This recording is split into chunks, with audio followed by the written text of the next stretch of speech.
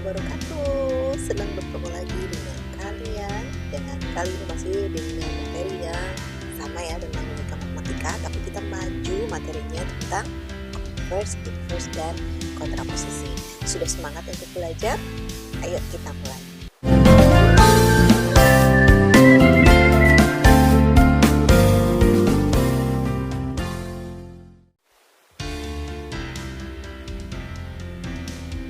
Masih ingat implikasi? Yang bagaimana coba? Betul, simbolnya atau notasi logikanya seperti ini ya. Jika P, maka Q.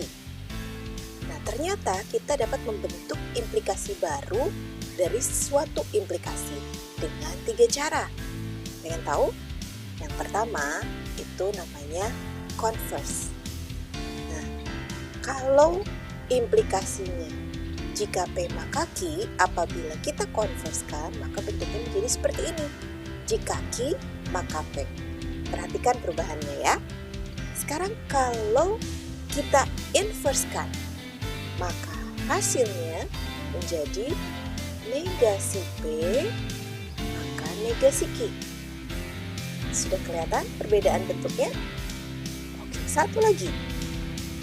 Kontraposisi. Hati-hati ketukar dengan kontradiksi. Kalau kontradiksi itu hubungannya sama nilai kebenaran, apakah benar semua, salah semua, atau ada yang benar dan salah. Kalau kontradiksi itu yang salah semua. Kalau ini kontraposisi ya, jangan sampai ketukar. Kontraposisi dari suatu implikasi menjadi seperti ini. Negasi Q maka negasi P. Coba kita lihat satu persatu perubahan dari jika P maka Q, kemudian dikonverse jadi seperti ini, diinverse jadi seperti ini, dan dikontraposisikan jadi seperti ini.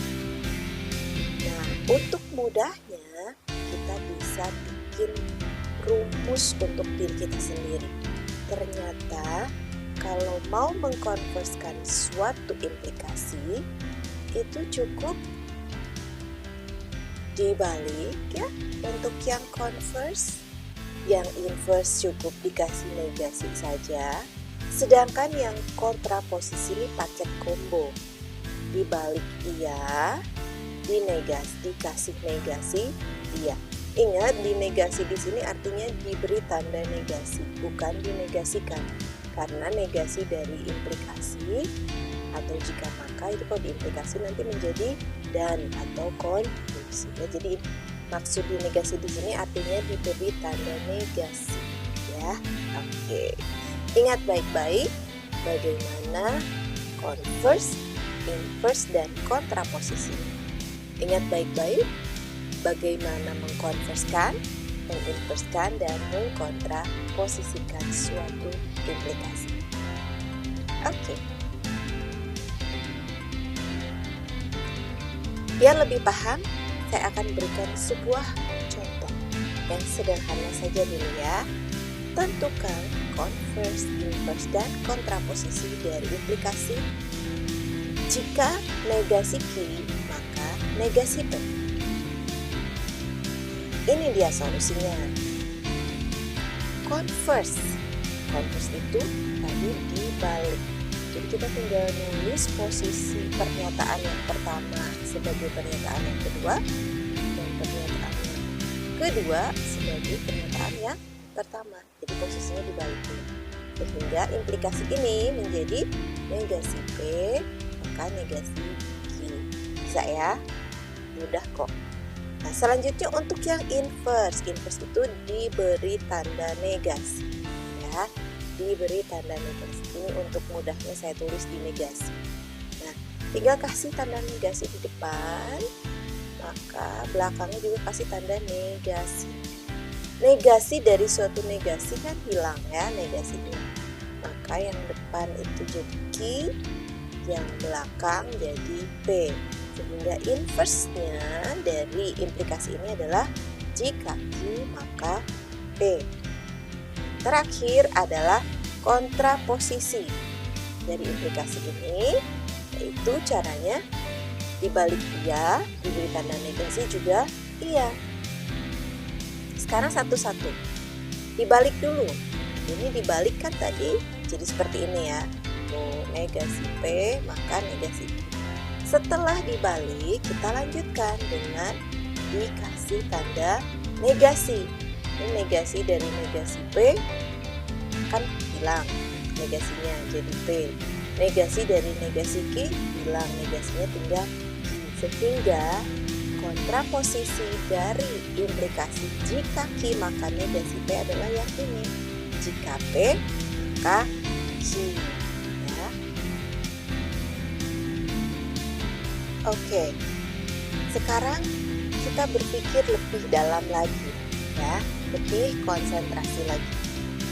Nomor pertama, kontraposisi adalah converse dari inverse. Kita diminta untuk membuktikan bahwa kontraposisi itu adalah converse dari inverse. Gimana cara membuktikannya? Tentu saja kita harus mengingat lagi slide sebelumnya ya. Nah, di sini bisa dilihat nih yang kontraposisi. Kita buktikan dulu satu-satu ya. Kita lihat yang kontraposisi ini. Kontraposisi adalah converse dari inverse. Pertama, berarti kalau converse dari inverse, inverse dulu ya. Inverse-nya apa sih? Inverse kan ini. Negasi P maka negasi Q. Kita converse-kan. Jadi kita converse-kan si inverse ini. Converse tadi kan diganti posisinya ya, dibalik posisinya. Hasilnya jadi apa? Hasilnya jadi negasi Q maka negasi P. Lihat, sama nggak? Sama ya. Ternyata kontraposisi adalah converse dari inverse. Ini penting. Sekarang kita lihat yang nomor 2. Kontraposisi adalah inverse dari converse. Oke, berarti sekarang kita cari dulu converse-nya. Converse-nya kan yang ini ya. Nah, jika Q maka P. Lalu kita inverse kan. Kalau di inverse kita hanya tinggal memberikan tanda negasi di depan sini dan di depan sini. Hasilnya menjadi negasi Q maka negasi P. Kontraposisi lagi kan? Berarti pernyataan kedua ini benar ya. Yang ketiga, suatu implikasi ekivalen dengan kontraposisinya. Oke, kita lihat. Berarti untuk yang nomor 3 ini karena di sininya ekivalen, kita harus buktikan dengan tabel kebenaran. Kita lihat tabel kebenaran untuk implikasi. Ini ya, sudah berkali-kali kita membahas tabel kebenaran untuk implikasi. Jadi tidak perlu dibahas lagi di sini. Yang lupa, lihat di pojok kanan atas saya berikan link untuk mempelajari tabel kebenaran. Selanjutnya, kita lihat tabel kebenaran untuk kontraposisi. Untuk yang ini ya, kita buat. Nah, ini dia. Kita bandingkan hasil akhirnya. Ternyata sama. Kalau sama berarti ekivalen. Jadi, pernyataan yang ketiga ini juga bisa kita buktikan kebenarannya.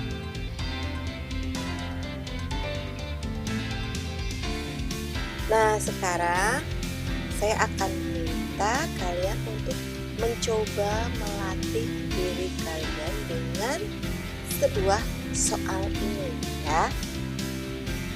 Tapi hati-hati kalau kalian baca di sini ada kuantornya. Jadi kalau tadi kita punya operasi menegasikan atau memberi tanda negasi, ketika ada pernyataan berkuantor di negasi harus seperti apa aturannya? Kalau lupa, lihat lagi video pembelajaran tentang pernyataan berkuantor. Ini saya kasih lagi linknya di pojok kanan atas ini. Oke, silahkan kerjakan.